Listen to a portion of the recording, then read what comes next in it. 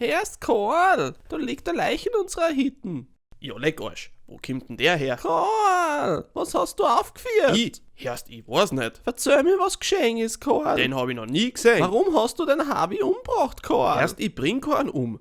Da die nie machen. Jetzt erzähl mir, was geschehen ist, Karl. Kurz bevor ich heimgekommen bin. Ja, passt. Ich war oben. Okay. Und ich bin in meinem Zimmer geguckt. Ja. Hab ein Bierchen gelesen. Weiter. Da ist der Wappler reingekommen. Okay. Bin ich auf ihm zugegangen. Ja. Und ich hab 37 Mal auf ihn eingestochen. Karl! Durch das Verrecken leid. Zach, Scheißdreck. Boah, das hab ich nicht Wie gewusst. kannst du das nicht wissen? Ja, passt, mein Fella. Ich bin deppert. Was ist mit seinen Platzen?